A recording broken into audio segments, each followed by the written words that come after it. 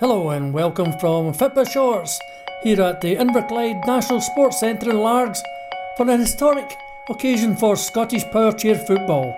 It's their very first international match with the English Premier side, Middlesbrough PFC. And before we go to the big match, let's hear from Willie Pettigrew, chairperson of the Scotland PowerChair Football Association, and Carlin Bean to explain the basic laws of PowerChair football.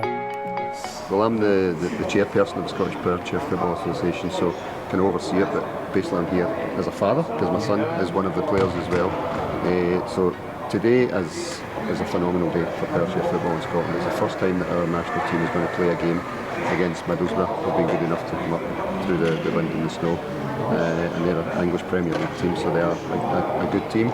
And for us it's a level to start to see where our national team is. PowerChair users tend to be cerebral palsy, muscular dystrophy, a few other types of things as well, but it doesn't really matter what that disability is.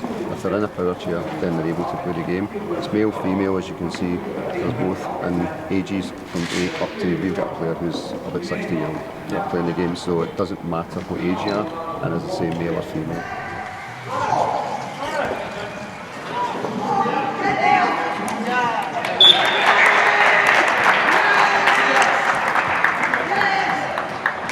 Basic laws of the game. The main law is the 2-on-1 law, which means that two players can't be on the ball at the same time from the same team.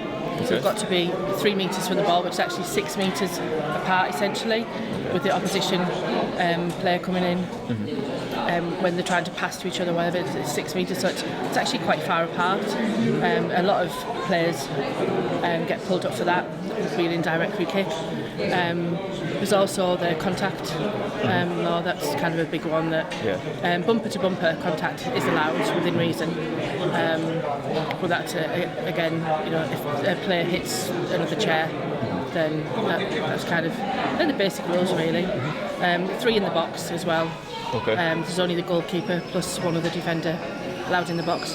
When the goalkeeper's in the box, the 2-on-1 law doesn't apply. But as soon as the goalkeeper steps outside the box, then the 2-on-1 rule applies to him. The refereeing side, I got in when we set up a club in our local area at Middlesbrough, about 6 years ago now, to take part in the National League. At the time, there was the WFA kind of had a rule that you had to supply a referee. So I went and did my training. I've been involved in the game about 11 or 12 years now. But that's kind of when I took my referee training, and I've gone on from there, referee at internationals.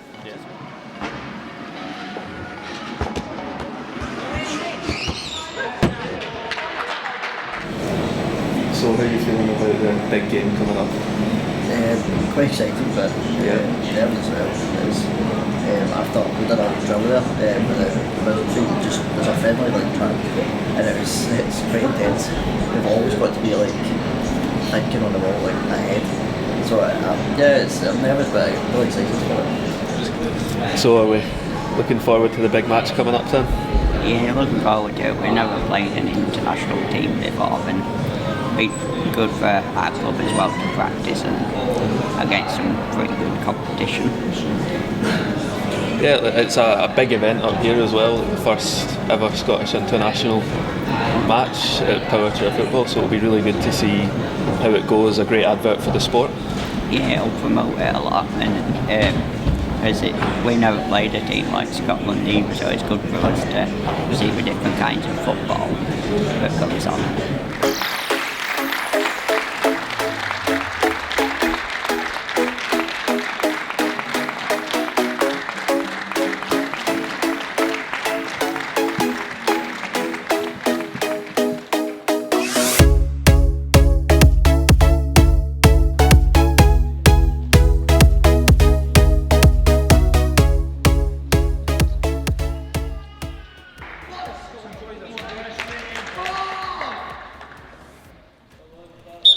And it's Armstrong to get us underway here in this historic event at Inverclyde National Sports Centre here in Largs.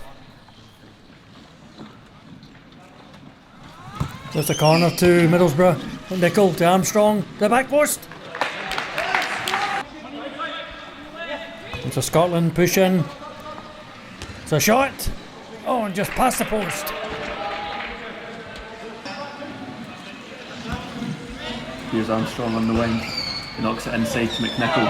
So it's a lovely pass through and goal. Yeah, it's a terrific goal. Reeve finishes at the far post. And here it is again in slow-mo. It's a brilliant pass, as you said, it threaded straight through to the back of the chair and into the back of the net. Terrific goal by Middlesbrough.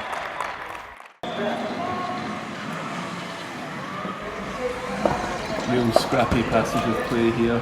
Yeah, Scotland struggling to get the ball away. Getting a bit scrappy, Andrew. Once again, Middlesbrough take control.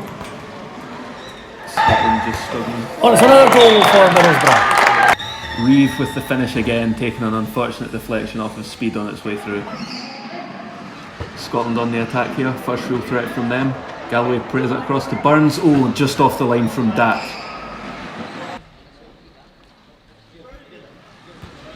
Shields here with the kick out, knocks it inside. Oh, McNichol intercepts and finishes into the bottom corner.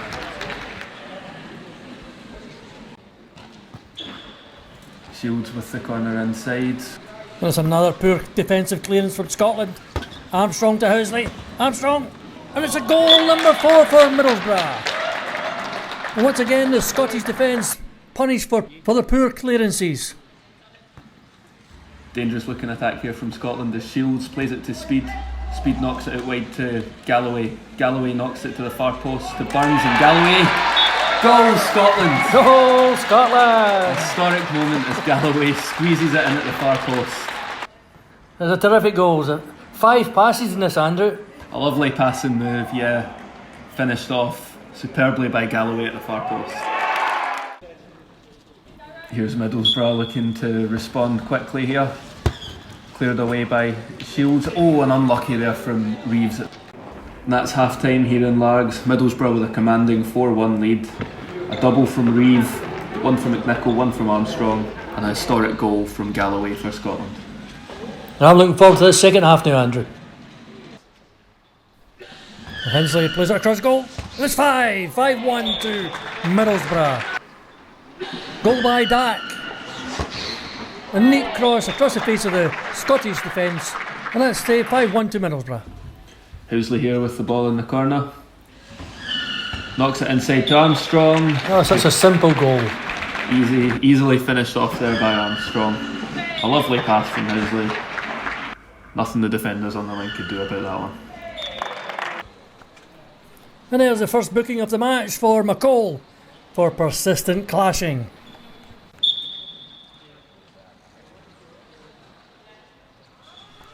Nickel with the set ball.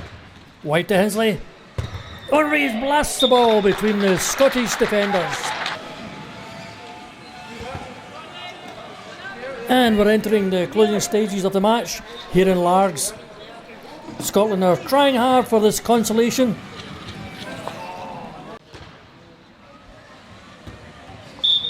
Oh, and there goes the final whistle here in Largs, and it's Scotland 1, Middlesbrough 7.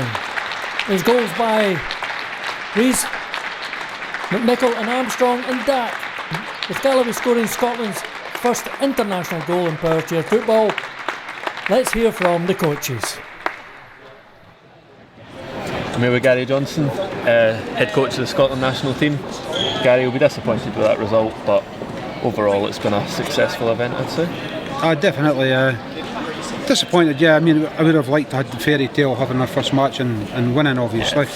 But to be honest, where we are in our first match, one training session, one game, I thought the guys were fantastic. Obviously, inexperience was more to do than sort of lack of ability. One of the best goals of the match was the Scottish goal. 3 touches right up the pitch, some great saves, some good defensive work. Just look at the positives. The negatives in the match are just things we have to work on, which we knew before we started the match, but it was just good to test it. So overall I'm pleased. I've got some of the most profound disabilities, which is kind of unique to PowerChair football in that those who are most disabled have access to the game. So I really hope even one person could actually look at some of our players and see how they play, and get inspired. That would be fantastic. And another thing unique about PowerChair football, where there's other para sports, where there's an able-bodied version of it, running, cycling, swimming, the able-bodied tend to have the advantage. Yeah. PowerChair's different. The able-bodied players coming into these chairs, they would never get an advantage over these guys. Yeah. These guys have got the advantage in that, so it's all good. It's all good. Well, you'll be pleased with that result today, Yes, then. I am. Yeah. Very pleased. Yeah. Did you go in with a game plan in mind? As usual with Middlesbrough, we play with our goalkeeper at the front, so that we can have another defender outside the box. Yep. So that was kind of the plan in defence. Attacking, as always, is just passing as much as possible, which we managed to do quite a bit of the time. I think Scotland tried to close us down quite a lot. I think our speed of game's a little bit faster maybe in Scotland, so I think that helped us a little bit. Overall, it was a pretty convincing result in the end. Disappointing for a Scottish One fan, goal though, one goal. Yeah, arguably the goal of the game. Yeah, well, without a doubt. My goalkeeper will be ribbed all evening for that. It was a good game though. Ladies and gentlemen, can I have your attention for a moment? First, I'd like to introduce Donald Byrne, President of the European PowerChair Football Association, who's kindly going to present the cup to the winning team, Middlesbrough. 7 lucky breakaways as from where we were. But firstly, could I just sort of say thanks very much to all the guys. I know it was a bit of a journey and all that, and I hope you enjoyed the day. For us, I'm sure all the guys will agree, it's been a very worthwhile experience. So, as we move on, you've been a huge part in our development, because there has been loads of learning that's happened today. So thanks very much for that.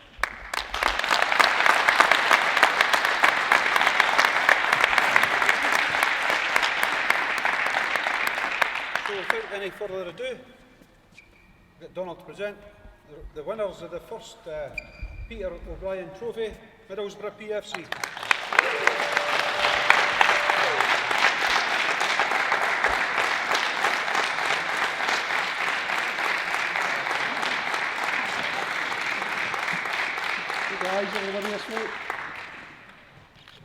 Here with the Fitba Shorts Player of the Match.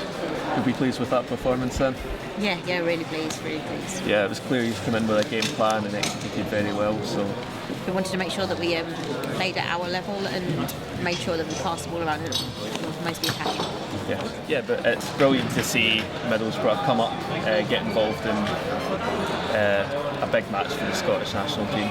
So the more people that play PowerChair football, the better it is for everybody, so we can support that then. Well, as president of European PowerChair football, this is my, I think, 4th time to come over to Scotland, so you know, the first time I came over, the game was pretty raw, but it's just great to see the progression, and it's just great, as it is such an historic day for Scotland to be playing their first game, to be here, and delighted to be here. Yeah, like talking to some of the other players who were saying they started out with car tyres strapped to the front of their chairs, and that was how they played, and it's amazing to see how it's progressed into a proper international sport now for Scotland. Absolutely, yeah. I mean, back in Ireland we would have been the same with plastic boxes, cable ties, but yeah, I mean the sport is moving swiftly now. Like the technology with chairs, you know, even our speed test machines are developing. So yeah, it's just progressing so quickly. Yeah. So what about the financial side of it, getting funding for the chairs and things? How does all that kind of come together? It can be difficult. Like they are expensive, and a lot of the times it's down to each individual player. I know there has been some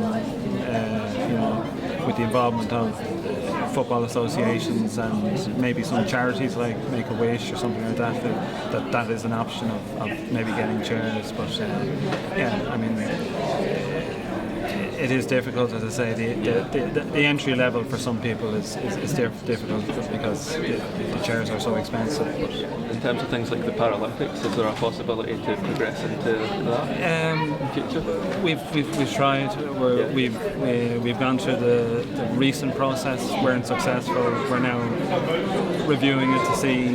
This is our third time to try and get into the Paralympics. We were being told we're very close to it, so it's decision time for us to know, do we keep going at it, or what do we have to do to make it? But it would open huge doors if we could get there.